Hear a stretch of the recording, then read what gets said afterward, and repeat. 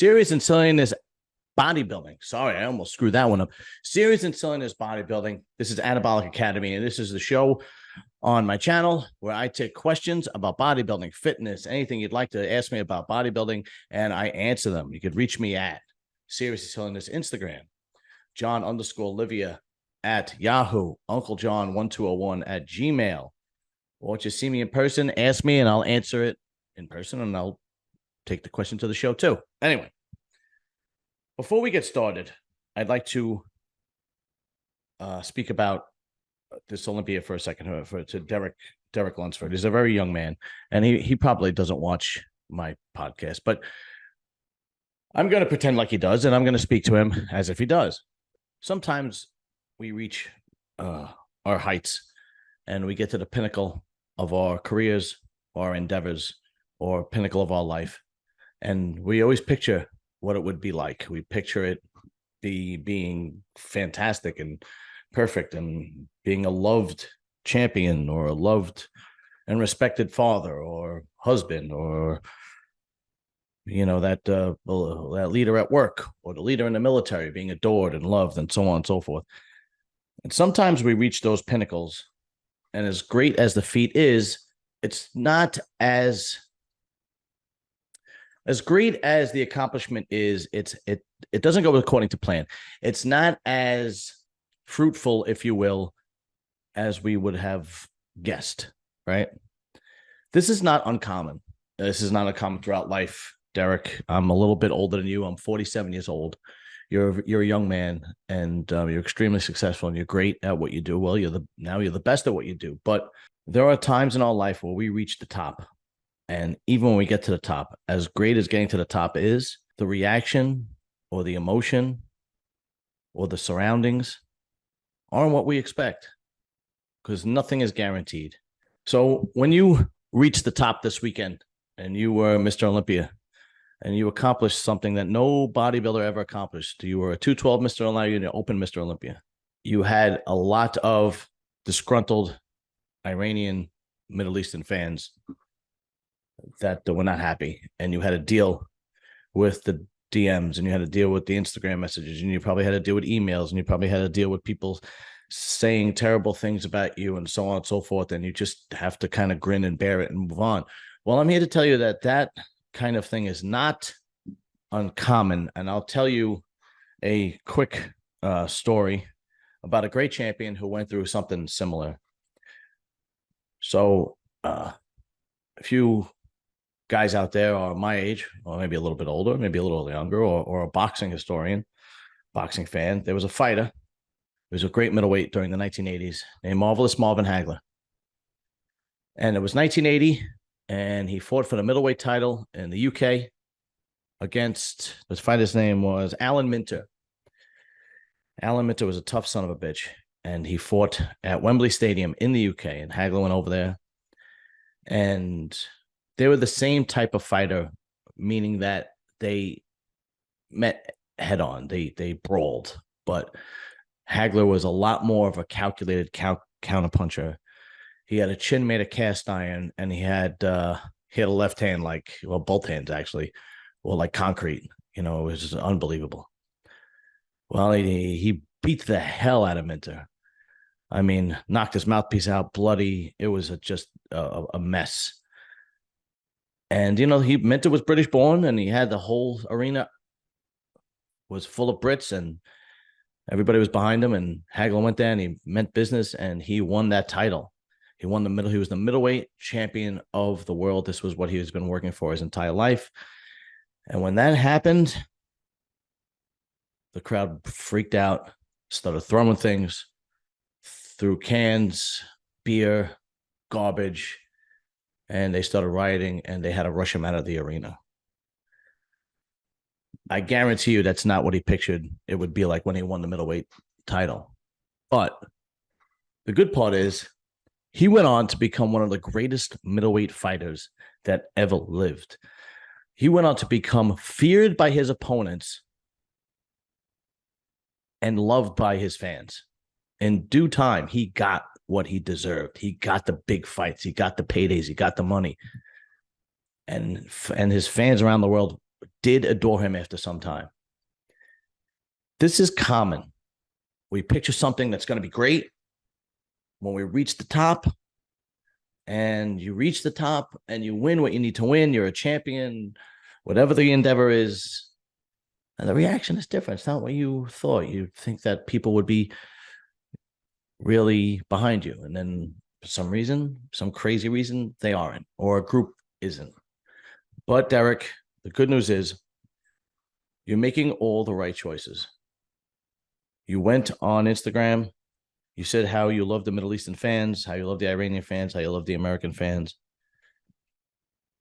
And you did it very classy. And you are going to be a huge success.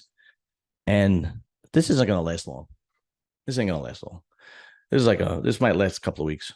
And before you know it, you're going to be Mr. Olympia. And they're going to be sending you to the Middle East. They're going to be sending you to Europe. They're going to be sending you to Canada. You're going to be all over the States promoting bodybuilding and being Mr. Olympia. So I have no doubt in my mind that this will fade and your time and your credit will come.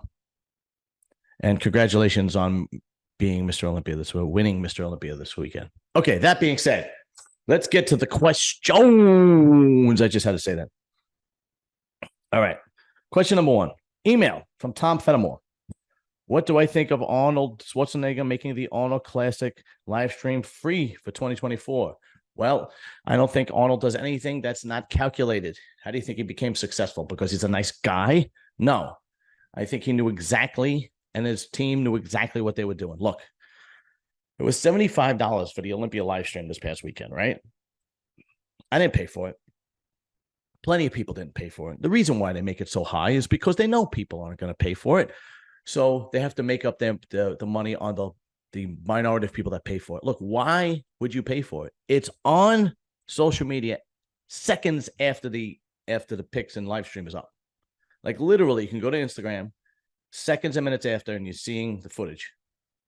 Or if you want to wait 20 minutes, it's 30 minutes. It's going to be on a YouTube channel. Or you could watch a particular YouTube channel that you like. I'm going to try to do this next year.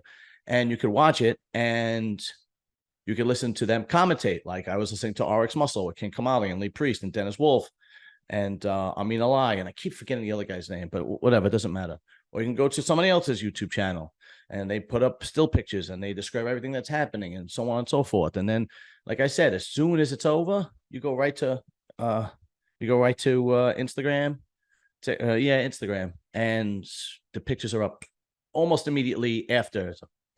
So this is calculated, right? Okay. So you're not making the money you wish you would make on the streaming service, obviously, because most people aren't going to spend $75 to watch the Mr. Olympia. It's just not going to happen. It's not worth it for most people, okay? It's not worth it for me because I watch the women's bodybuilding 212, and if I feel like it, I watch women's fitness. That's it. I have no interest in any other class, okay? Anyway, that being said, do you think Arnold did this because he's a nice guy, or do you think it's calculated? Because now it's free. And now the whole world could watch for free. So what do you think is going to happen? The advertisers are throwing themselves at the Arnold Classic now, and they're going to pay more money to get on that goddamn live stream because it's free, and the whole world is going to be watching now. What you think he would make during the live stream, he's going to make tenfold on advertising. He's not a dummy. He's not doing it because he's a nice guy. Everything Arnold did and his entire life is calculated. That's why he's so damn successful. So it's not like Arnold's like, oh, you know what? I just like it. Go. Everybody could have it for free. No, they make it seem that way. And it's great for us. But the truth is, he's going to make more money doing that than if he had to pay for a live stream. Period. End of story. That's it. That's the answer. Anyway. All right. Next question from Fraud is the Man, because he is the man. And literally, if he didn't send me so many questions, I would have that one question from Tom Fenimore and we'd be over right now. But anyway, all right. Next question from Fraud is the Man. Do you think men's open bodybuilding should go earlier or prejudge? I mean, yeah, I think look, I know Dave screams about this, but if they're all going up late, then they're all at then they're all on a level playing field. But yeah, obviously you'd want them to go first, right? Because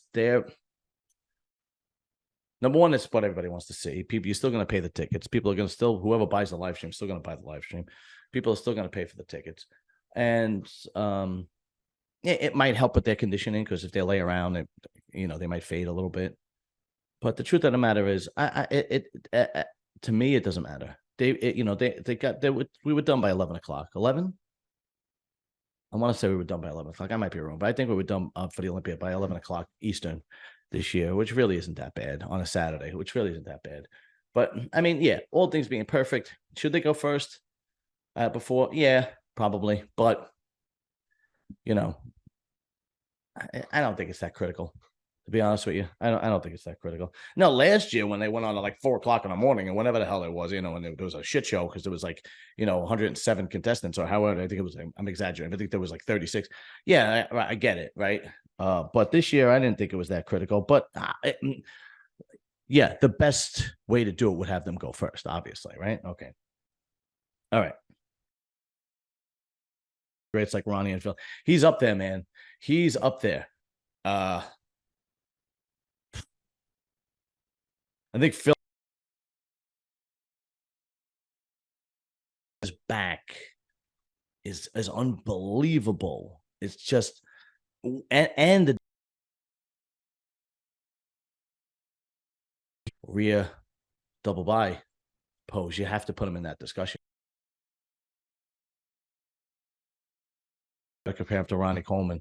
You have to. You don't have a choice. He's that good, Okay, next question from Fran is the man again. Which bodybuilder do you feel got overlooked at the Olympia and didn't deserve their respective placing? I don't think any bodybuilder, especially in the open, got overlooked. There was only 17 contestants. I thought I thought the judging was really fair. I really did. I thought the judging was fair. I thought the guys who broke the top 10 deserved to break the top 10. I thought the guys that landed in the spots were where they should have landed. When you have 17 open competitors, and this is the most important class, then you're going to pay attention. Like last year when you had 36, okay, maybe you could be overlooked, but all right. But no, I don't think anybody got overlooked. Next question from Fran is the man. Do you still keep in touch with anyone from the Muscular Development crew? I guess if you want to call Jose Raymond part of the Muscular Development crew. But other than him, no. Not Ron, not Steve, not the other girl, Steve's daughter. No, not the British guy, Giles. No.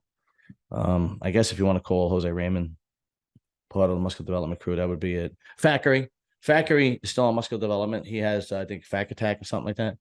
I actually spoke to him last week. I do keep in touch with him. Okay. Next question from Fran is the man. Have you ever reacted negatively when you lost a show, like how Hadi did on stage? No, I never did. There is no excuse for poor sportsmanship. There is zero excuse for poor sportsmanship. You need to control your emotions. You need to smile and wave, take your pictures. Then when you go backstage, you could fucking throw a chair or punch a wall, do what you want. But in front of the whole crowd like that, no. Listen, what Hadi did, Hadi tried to hold it together. He tried. If you watch it, when Derek wins, he goes over to him, he hugs him, he pats him on the back, he congratulates him. But it was during the picture ceremony where he had the silver medal on, and then he walked off. He couldn't hold it together anymore. And it makes it worse because they're teammates. They're part of EvoGen. Hadi trains both. I had this discussion with Jason Owens. That's why I would never want to have the same trainer as the number 2 or number 3 or number 4 guy in bodybuilding. I would want it to be us against them. I wouldn't want, maybe if he doesn't win, my other guy, I wouldn't want that. I want us against them. That's it. I don't want this. I wouldn't like this whole, the trainer trains everybody, and it's like, it's like betting 3/4 of the board on roulette. You can't win. I mean, you can't lose. It's impossible to lose if you do that, right? But it doesn't make sense. I mean, to the trainer, it makes sense, right? He's going to make the money, but as the athlete, I wouldn't want to do that. Because look what happens, right? I'm sure these guys train together. I'm sure these guys ate together. I'm sure these guys, did photo shoots together. You know, it just makes it that much more uncomfortable when something like this happens. But there's absolutely no excuse for poor sportsmanship. Think about last year. Big Ramy went from being Mr. Olympia and dropped to 5th place, not second like Hadi, 5th. And he didn't do that. He wasn't like, oh, I'm getting the hell out of here. F this. No. He stood up there. He had sportsmanship. He waved. He had his 5th place medal on, took his check, and then he left. And we don't know what happened after that because whatever happened would happen in privacy. And that's the way it should be. But no, I never did that. But I never had bodybuilding on the line like that. What did I do? I did the Brooklyn Grand Prix. I did Muscle Beach. At that, it's on the show, but still, it's an NPC local show. I didn't, Mr. Staten Island. Am I going to get pissed that I didn't beat the light heavyweight for the overall Mr. Staten Island? I mean, come on, it's not going to happen. I was happy I was on the goddamn stage. Anyway, all right. Next question from Frana's the man. What's your theory on why Derek Lundsford lost his IG account permanently banned? I don't have a theory. I don't know. I don't think first of all, it's not permanently banned. It's back up. Okay. He let a video out this morning rather, on his IG saying that, basically saying that it's not nice that people are threatening him and his family, which is ridiculous, which is absolutely ridiculous, guys. I mean, I know I'm talking to the Iranian fans, but guys, it's bodybuilding. It's bodybuilding. Nobody gives a shit that much. That Hadi lost. There's a great movie, if you guys ever saw, called, a good movie, put it that, but whatever. Some people think it's great. Bronx Tale. And there's a scene, and it's supposed to be the Bronx, New York, during the early 60s. And then the scene where he says the mafia guy played by Chaz Palminteri is talking to this little boy that is on the block in his neighborhood. And the mafia guy says, you're a Yankee fan? He goes, yeah. He goes, who's your favorite player? He goes, Mickey Mantle, and I forgot the player he was talking about. He goes, I hate so-and-so. He made Mickey Mantle cry. And Chaz Palminteri goes, he made him, something to the effect of, he made him cry. This is the early 60s. Mickey Mantle makes $100,000 a year playing baseball. You think he cares about what you think? He goes, your father can't pay the rent. Go ask Mickey Mantle for the money. See what he thinks. Nobody cares. Don't worry about it. Don't worry about Mickey Mantle. And it's the same thing, dude. Enjoy the sport, watch it, but don't go crazy over your champion that came in second. People are gonna lose. That's sports. Everybody loses.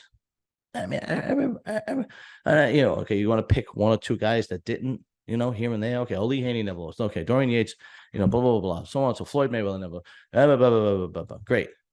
But overall, 95% of the time, if you are a competitive athlete, sooner or later, you're going to lose. No matter how great you are, it's going to happen. Nobody thought Sean Clarita was going to lose this weekend. Everybody's like, that's a lock. He's got it. No, it doesn't work that way. And for you guys, for the fans to overreact and freak out and threaten people, that's just disgusting behavior. I'm sorry, man. It really is. It's just, I've said this before. One of the reasons why I love bodybuilding so much is because all the crap from everyday life, racism, sexism, homophobia, politics, that all gets left behind when you're watching bodybuilding, because you're just watching bodybuilding. And it doesn't matter. The best man wins. Or the best man the judges think wins, right?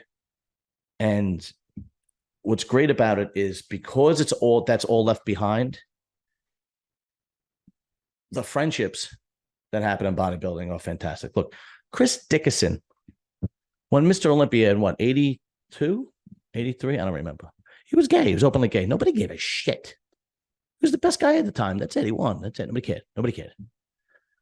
You got to leave it behind. It's not political. It's not because he's not like that. They gave it to him because Hadi is Muslim. It's not because Derek gave it to him because he's American. Now, do I have my conspiracy theory? Because I said it I said it once before that, it was close. And it was very close.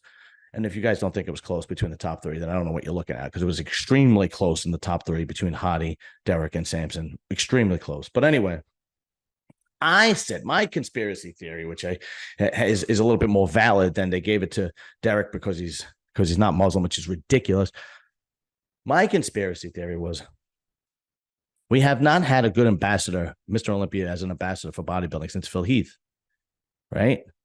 Because if you go back to Phil Heath, so you had, start with Hadi. You had Hadi, who's Iranian. It's very difficult for him to leave the country.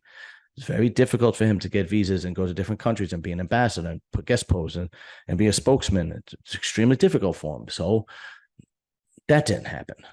Before that, you had Big Ramy. Big Ramy dropped the ball, if you guys don't remember. He missed the guest posing in Pittsburgh. He didn't travel much. He liked to just basically stay on Instagram and so on and so forth. So he dropped the ball on that. Then before that, that was Brandon. And Brandon got hit with COVID that year, 2020. He couldn't go anywhere. Everything was locked down. And then before that, it was Sean Roden. And Sean Roden was banned from competing because he had a sexual harassment and rape allegation. And then he passed away. He suddenly passed away. So for Mr. Olympia, that was a good ambassador for the sport, that guest posed and traveled and met fans. The last one that did was Phil. So my conspiracy theory, if you will, I said, if it's close, they're going to give it to Derek because they want that guy to be the face of the sport. And is it true? Possibly. If that makes more sense to me than they gave it to Hadi for because of a religion or a political thing. That makes more sense to me. I mean, my personal opinion, I thought Hadi should have won. Was I unhappy that Derek lost? I was like, no, you can give it to Derek. But me as a fan, I looked at the three of them and I think Hadi should have won because he was just the most conditioned. But Derek's back shots were lights out. Lights out. Hadi came close and Derek was still that good. Side shots, you could have gave to Derek. You know, and when it's that close, things like presentation matter. Things like color matter. Things that like the individual routine matter when it's that close. All those things matter when it's close. And if that's the case, Derek was better at the individual routine. Derek was better. His color was better. Derek's presentation on stage was better. But that being said, it is what it is. He won. The top three guys, you could have flipped a coin and make an argument for all three of them. If you don't think so, that's fine. You're entitled to your opinion, but this is not a political thing. That is not a bias because of political thing. It's not a bias because of religion thing. It's not a bias because of the war in Israel and Gaza, which, you know, it's not. It's not that. Bodybuilding was never that. Ever, ever, ever that. I don't even know what the question was I was answering. What the hell was the question? What's your theory? I don't know. It's probably been. Oh, right. Sorry. Yeah, his IG is up. So I don't know what happened. He said that it got suspended twice. But he didn't take it down. So I don't know what happened, but his Instagram is up and running now. So I honestly don't know. Next question and last question. Thoughts of where Nick Walker would have placed if he competed at this year's Olympics. If Nick Walker, it was close enough. If Nick would have came in, that would have threw a big monkey wrench into the mess, because Nick's rear double bi is probably the only rear double bi that could challenge Derek's. And until you see them on together and compare and contrasting them, you really don't know, right? Personally, I think he would have landed where he would have, what I thought he would have landed. I think he would have been behind. I think he would have been battling for third or fourth with Samson. My opinion. That's just my opinion. Because like I said, and I still think this, as great of a bodybuilder Nick is, his Achilles heel is his shape. And all three of those guys have better shape. And he could have pulled ahead of Samson because of size and conditioning. Because for some reason, Samson's conditioning isn't saran wrap skin for some reason. I don't know why. I have no idea why. I have no clue. If Milos can't figure it out, you know, nobody can. But I don't know why. But he probably was battling for third or fourth. And my opinion is he probably would have landed in that fourth spot because he really couldn't beat Sampson at the Arnold. So I can only go on that. Would he have beat him here? It came in third and Sampson fourth, maybe, if a better version of Nick showed up, but we'll never know. But it definitely would have been, because now you got 1, 2, 3 guys with like similar physiques, but I don't think he would have beaten Hadi or Derek, because he's just doesn't have that great symmetry and shape and God-giving structure that those other two guys have. So that's really it. Okay. This week coming up, we got Muscle Talk, and we are going to have Phil Clayhall with me and Jason Ons, and he was backstage and he was at the Olympia, and he's going to tell us what kind of craziness was going on backstage. So you don't want to miss it. Like, share, subscribe, hit that notification bell, and that's it. Serious and Silliness Bodybuilding. This is the end of Anabolic Academy. Thank you, people, and I will see you soon. Later.